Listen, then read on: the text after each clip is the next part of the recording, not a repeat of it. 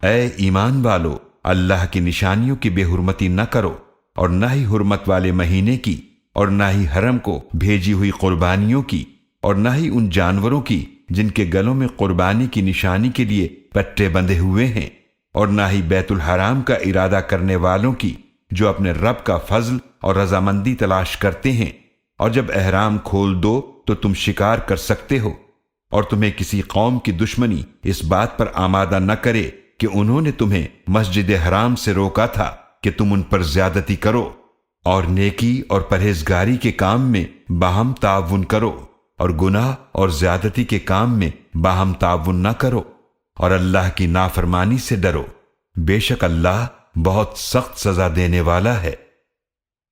تم پر حرام کر دیا گیا ہے مردار اور خون اور خنزیر کا گوشت، اور جس پر ذبح کے وقت اللہ کے سوا کسی اور کا نام پکارا جائے، اور گلا گھٹنے سے مرنے والا، اور چوٹ لگنے سے مرنے والا، اور اوپر سے گر کر مرنے والا، اور سینگ لگنے سے مرنے والا، اور جسے کھا لیا ہو کسی درندے نے سوائے اس کے جسے تم اس کے مرنے سے پہلے ذبح کر لو، اور جسے بتوں کی قربان گاہ پر ذبح کیا گیا ہو، اور یہ کہ تم جوئے کے تیروں سے گوشت وغیرہ تقسیم کرو، یہ بھی حرام ہے۔ یہ سخت گناہ کے کام ہیں۔ آج وہ لوگ جنہوں نے کفر کیا ہے تمہارے دین کے مغلوب ہونے سے نا امید ہو گئے، تو مسلمانوں ان سے مت ڈرو اور مجھ سے ڈرو۔ آج کے دن میں نے تمہارے لیے تمہارا دین مکمل کر دیا، اور تم پر اپنی نعمت پوری کر دی، اور تمہارے لیے اسلام بطور دین پسند کر لیا۔ پھر جو شدت بھوک سے مجبور ہو جائے، گناہ کی طرف مائل ہونے والا نہ ہو، اور مجبوراً حرام میں سے جان بچانے کے بقدر کچھ کھا لے، تو بے شک اللہ بڑا ہی بخشنے والا، نہایت رحم فرمانے والا ہے۔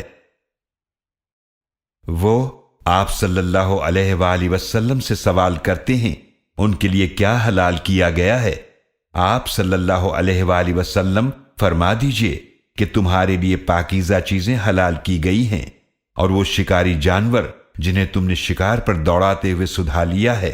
تم انہیں شکار کے وہ طریقے سکھاتے ہو جو تمہیں اللہ نے سکھائے ہیں، تو اس میں سے بھی کھاؤ جو وہ تمہارے لیے پکڑ رکھیں،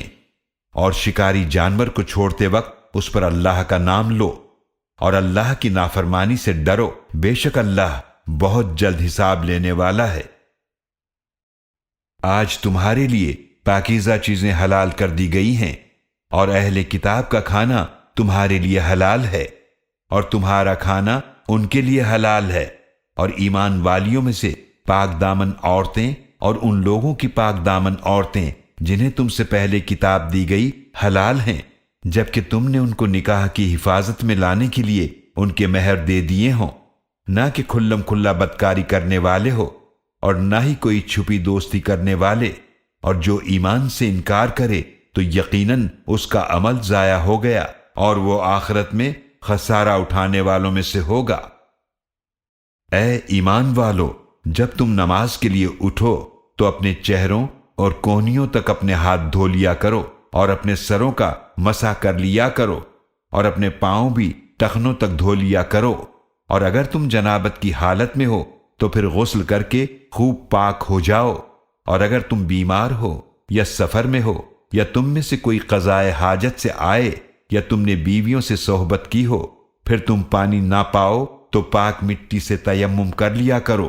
پس اس مٹی سے اپنے چہروں اور ہاتھوں کا مسح کر لیا کرو۔ اللہ نہیں چاہتا کہ تم پر کوئی تنگی رکھے، بلکہ وہ چاہتا ہے کہ تمہیں پاک کر دے، اور تم پر اپنی نعمت پوری فرمائے تاکہ تم شکر ادا کرو۔ اور اپنے اوپر اللہ کی نعمت کو یاد کرو، اور اس کے پختہ عہد کو یاد رکھو جو اس نے تم سے لیا تھا، جب تم نے کہا کہ ہم نے سن لیا اور مان لیا، اور اللہ کی نافرمانی سے ڈرو، بے شک اللہ سینوں کے رازوں کو بھی خوب جاننے والا ہے۔ اے ایمان والو، اللہ کے لیے انصاف کے ساتھ گواہی دیتے ہوئے مضبوطی سے قائم رہنے والے ہو جاؤ، اور تمہیں کسی قوم کی دشمنی ہرگز آمادہ نہ کرے اس پر کہ تم عدل نہ کرو، عدل کیا کرو، یہ تقوی کے زیادہ قریب ہے، اور اللہ کی نافرمانی سے ڈرو، بے شک اللہ خوب واقف ہے اس سے جو تم کرتے ہو۔